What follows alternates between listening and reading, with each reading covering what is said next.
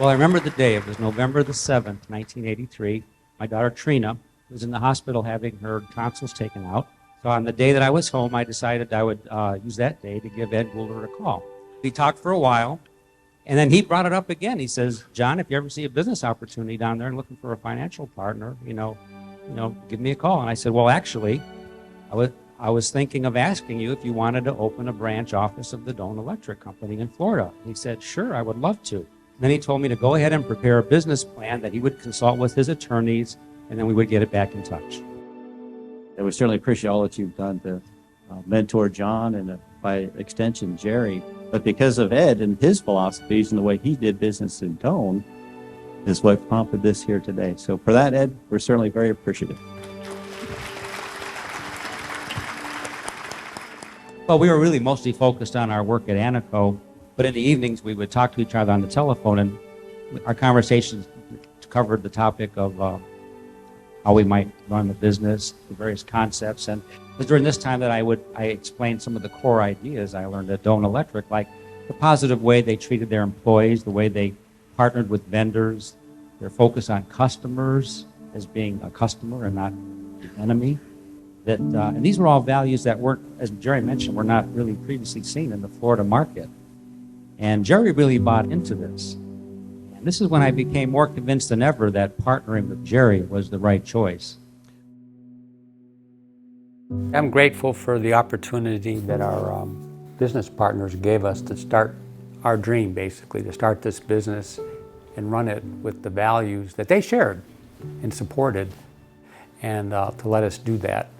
And without that, I don't know that we would be able to have the company that we have today.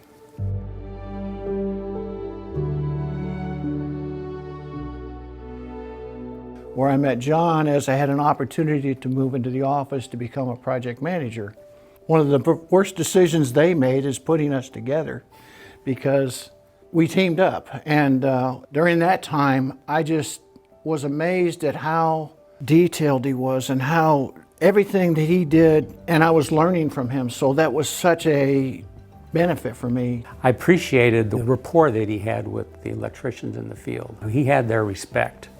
They looked up to him, and he got work out of them, not by beating on them, but by motivating them. It was during that time that the two of us talked about how nice it would be to have an electrical contracting business that shared the same values that I learned when I was working for a family-owned electrical contracting company in Cleveland, like taking good care of employees and treating your suppliers fair and providing excellent customer service.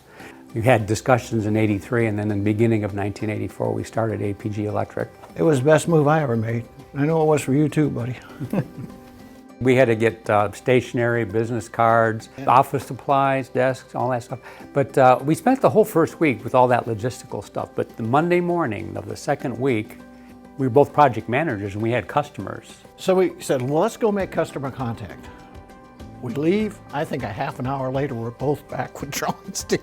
In fact, we coincidentally both drove back in the parking lot at the exact same time, got out of our cars, and each of us had plans. And then we spent the whole week estimating. Yeah. And we had projects to bid. And Somebody was that fast. we kind of laughed, actually. Yeah, we were just laughing. A lot of work. We had to get superintendents, Tools. electricians Trucks. lined up, people that committed to come to a brand new company. We even had to go out in the evenings. We would go out to these people's homes and we'd have a meeting with them and their wives. And their wives, yeah. It was kind of like recruiting. We had to build confidence in the people that come on board. And I think in some cases the wives talk their husbands into going Yeah, I do too. I think in most all the cases. for it. Yeah. So we had to sell them as well, the spouse as well as the employee. We were so sold on our concept, and the people that we were trying to solicit to come to work for us, they had that same type of a heart. Another thing that impressed me about Jerry, he never ever had a dispute with a client. The bottom line was, we'll fix it, period. It's like, get the customer satisfied, even if we were not at fault. Just get it done, get it fixed. We needed time for people to see, not only people, prospective employees, but contractors and suppliers, to see, hey, these guys are the real deal, and these guys are cranking out good work. And the word gets out there. If you do a really good job, the word does get out there. Even our competition will ask, what makes you so successful? Treat everybody fairly and honestly. Well, that doesn't work. You're right. It doesn't. Go ahead. Keep going the way you're going. I mean, it's just sometimes it works against us. But for every one time it works against you, there's 10 times that it works in your favor. By looking at our employees as our number one asset and treating them well, they are motivated to give back. And we do have a lot of really good, so many good people around here. So it was really basically started because of people that we knew that wanted to join the company and became involved. When we were working for the other company, my sister-in-law worked for a company who did a family picnic at Busch Gardens every year. And I had little kids at the time, I had 4 children. I thought, oh, how nice that would be to be able to go to Busch Gardens for a family picnic. So we, even before being a year in business, that was October of that first year, we did it. That got to be a tradition. And then we'd have a different t-shirt every year, and that was kind of a big thing that not too many people were doing t-shirt. Today it's done a lot. And then the other events, like the awards banquet every year that we have, awards party. After 5 years, that led to recognizing employees on their years of service. We do a 5-year, 10, 15, 20, so forth. Then we started doing a safety drawing, and that came from our project at Universal. So we had our first safety drawing was just a drawing for a truck. And then it went from there. We started adding more prizes, and we had Boats and... It was a lot of fun. It keeps the company close to each other. Even as we've grown to almost 500 employees, and yet we still have a certain amount of family. Many refer to us as the APG family. And If that's not appealing to someone, that's not our employee. The person that's appealing to, that's who we want here. This is a different philosophy than a lot of people have. Chris and Mike gravitated towards that. That's the reason they showed up. keeping those core values and having our new leaders, the second and third generation, take those same values and keep them going. We never planned this growth. We planned doing it right, and the growth just came. This company's never stopped growing because they're still doing it right. Don't focus on the profits, focus on pursuing excellence. And the profits will be there automatically if we focus on those 3 basic elements: treating our employees well, partnering with our vendors, and providing the best customer service that we possibly can. I'm grateful to all the people that have come here. It's just, there is such an amazing group of folks that are here that the people themselves, I guess, is what I'm grateful for.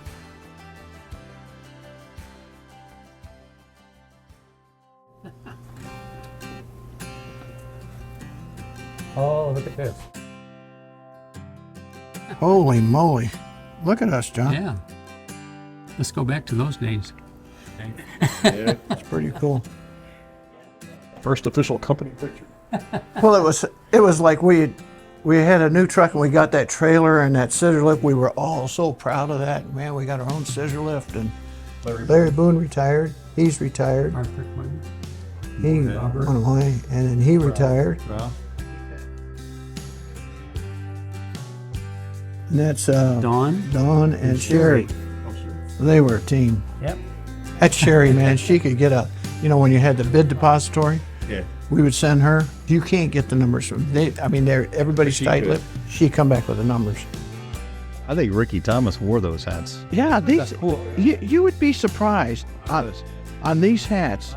You do a hat like that, and the little scrawny little guys, they wouldn't wear them. But the big, rough, tough, mean guys, they would wear these things. I love them. Mm-hmm, they did. That's Matt, Ralph Cardasco, Bruce Falcom, Jim Hardy, Peter Rule.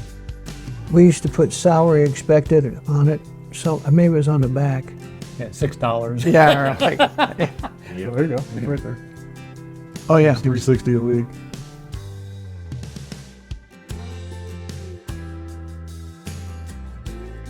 This is before our 25th anniversary. Somebody got together, gave one of these to you, one of these to me. And it was awesome. They took the shirts from each of our picnics. Back in the day, we thought it was really cool just to have our logo on a shirt. After that Electrician in Black, it was hard to match that because everything was so cool. Well, one of them has to do with that. Here's the new big guns. Yeah, I love that picture. Well, it shows the culture of the company. And so that's Josh and Vaughn. Well, these are our successor general superintendent. Yeah, a couple of Next generation. George's proteges. One came right out of the military and one came right out of high school, so they've worked their whole lives here. So they know us and we know them like the back of our hands, and they're really good guys. Look at how old they got, John. Yeah, now this is starting to become an archive on Yeah, this is the old labor board, you know. Once a year, we get our retirees together, we have a lunch, and it got the name the Old Fogies Club. And I just called it that once, thinking it just kind of as a laugh, and it kind of stuck. Started it's out been the about old 10. farce club. Yeah, the old farce. Yeah, it was the old farce club. We cleaned it up. Cleaned it up. It's kind of like coming home for a reunion, you know. So It's almost overwhelming in the sense that I remember you saying, we want to become a $4 to $6 million a year contract and a good contract. we made it. And yeah, we made it every week. And now we're We were just looking for a good place with good employees and do good quality work and get it done on time and feed our families. And yeah, every one of these things, there's so much history and so much yeah, that goes with it. Yeah. And it brings back all those memories.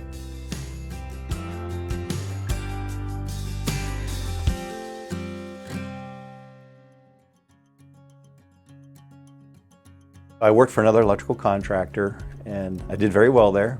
But everywhere I went, I would hear good things about APG. It would be a sales rep, like John Burnett was in my office one day, and he took a phone call on my phone. That was before cell phones. And I remember him telling his inside staff, oh, it's APG, cut their number $7,000. In other words, give them the better price because they're a better contractor. And that caught my attention. So I came in and applied. I came into the apprenticeship program with another company, and I'd gone through apprenticeship with some APG field employees. And during the breaks in class, when we were out talking, you know, all of us were talking about how miserable our lives were at work, and the APG guys were all saying, well, we've got it pretty good. It's not bad at all. You know, so it always stuck in my mind that, you know, APG was a good place to be. And then one of our vendors, Mike Woolley, called one day and just said, hey, are you interested in interviewing with APG? And I said, absolutely, I'd love to. Yeah, back then, every estimate, we had to come in here to John's office and The war room. the war room, yeah. Everything that left this office as far as paperwork, he knew exactly what it was. He was famous for the red pen, making corrections on things. Bleeding all over the- Bleeding all whatever. over. You thought you had a great, you know, proposal or whatever. This is and- perfect. No, Yeah. it's not. But we were young at the time. I mean, we were kids. We were in our early 20s, and we were just learning. And even though we had significant experience in other companies, it wasn't at the level that APG was at, which John and Jerry raised the mark. The companies that I came from, first thing you would do is you get the plans and you try to figure out a way to undermine what the engineer had done. Is there a way to make this work or cheaper? And that was just the way we were taught. And it was horrible. You know, it was a bad way of doing things. And then we came here and the drawings were taboo. You don't touch the drawings. Whatever that engineer put on there, that's what you're going to put on your job and on your estimate. Everything you did was to another level now because of what expectations were from John and Jerry of doing it right. And it will be right. Even if we do something wrong, eventually we're going to get it right. Because we've made some mistakes, you know. Yeah. We made mistakes, but we always made it right. My interaction with Jerry, it was a little bit of a fear, you know, because he was the hammer. You know, he was the one that if things weren't going right, he was the one that jumped in and fixed it. I was scared to And- death of him. I'd yeah. avoid him. If I'd hear him down the hallway, I'd just turn right. Yeah. I didn't want to. So you didn't really want to interact with, because if you interacted with Jerry at that time, that's because something was wrong, you know. So that's where that came from. But over the years, Jerry and I developed a fantastic relationship. When eventually I moved into the service department and into project management. It contributed to the success of the company. I mean, Absolutely. it kept us. John had his way of making you snap to attention to get things done, but so did Jerry. And Jerry he didn't just yell at you, he gave you the support. We need 10 more guys over here on Saturday to get this thing out of the hole. Right. And he would he came with solutions. He just wasn't a yeller. Yeah. He had real solutions to things. He would definitely yell at you. Yeah, he would There's yell no at problem you. with that. Yeah, he would let you- But then he'd work with you to fix it. But then he had grandkids, and now he's, like everybody else. He's extra nice. And You couldn't pull the wool over his eyes. He knew what was going on. If a superintendent told him something, he knew that was either right or wrong and how to proceed with it. I have a tremendous amount of respect for Jerry, and I've learned a lot from him over the years. And John ran the company, but he listened to Jerry very much, and he respected Jerry's opinions. And they never argued. They never fought. I mean, all these years we've been here, I've never seen them disagree. Even in private conversations, they supported each other, which was a good example for me and Chris and how we needed to interact. Because one of the conclusions we came when we started in our leadership roles was, it starts with me and Chris first. We have to have our relationship intact before we can expect any success in this company. And John and Jerry set a good example for us in that. They always had a knack, and I think we do too, for bringing in people that fit. And that's so important, that personality and putting them in positions to succeed. And being able to pivot and change if you find that they're not in a position to succeed. Let's find something that will help that. As the company gets bigger, that's a more and more difficult thing, to not become so corporate and, still have that personal touch. And I mean, when Mike and I go out and talk to everybody at the end of the year, one of the things we always say is, if there's a problem, come see us. Come to our office and see us. And I told one of the guys that's stepping into a management position right now, I said, when somebody comes in and says, do you have a few minutes? The answer is always yes. Always. Doesn't matter what you're doing. The answer is yes. And one thing Chris and I really like is the young men and women in this company are pushing us. They want it, they're hungry, they want to do more, they want to take their skills and their talents and apply them to the company. And it's a good thing. We like it, we welcome it. I love the youth of the company. I read every employee comment on every review that happens, and I've got notes that long of people that want an opportunity. And we pay attention to that, and it's important. You have to have that. And it's been hard to hire people here lately. The last few years, it's been much more difficult. So that makes those young people that are already in the company and already bought in much more valuable. Me and Chris have always said we see other companies like ours, but they revolve around the owner, or they'll revolve around the president only. And if that person disappears, the company's done. There's nothing there. It's a void, and it just goes away. Whereas APG, it's not built around John, Jerry, me, or Chris. It's built around all of us together. And as a result of that, either one of us can go. And guess what? APG is moving forward with great success. So I think that's the greatest thing we can do. And I view it a privilege, and the most important thing I can do is train the next man up, teach him. So that when I'm not doing as much, guess what? This company's it's in great hands. It's going to go forward, and we have good jobs for everybody in the future. The company's in a great position in the marketplace that just the work keeps coming because of who we are and what we've done in the past. And we never force the growth, we never have, but it just happens because of the reputation in the marketplace. And that's because of all the people that we have that are so skilled and so incredibly good at their jobs. I think the future is very, very bright.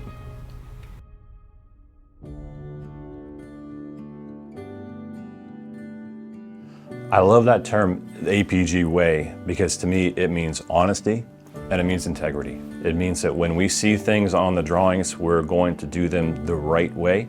It means that when there are challenges and there are issues, we're going to be honest and upfront. It's not just about making the most money we can on one project and moving on. We have decades of relationships with many of our biggest clients. And they keep coming back to APG, using us again and again because they know that they can trust us. And that comes down to the kind of people that you bring to the table, the kind of people that you put on the team. You want people that you can trust, that you know they enjoy the family culture, the family values that we have here at APG. That's what's important to them. And because of that, we have these clients that come back again and again. They know that they can expect more. They can expect the best of APG. I think the family aspect of APG is what makes it so special. It's why I'm here. It's why the family members are here. The kids of the kids are working for APG, because it offers something that nobody else does. And I saw that a lot growing up. I saw how the company took care of my family personally. I saw how it took care of my friends' families. It was something I wanted to be a part of. And so for me, as the next generation leader of the company, it's extremely important to me that we preserve that. It doesn't matter how many employees we get or how big the value of the project is. It doesn't mean much if you hate going to work every day. That family aspect of it is what makes us so special, and we will preserve that. Happy 40 years, APG!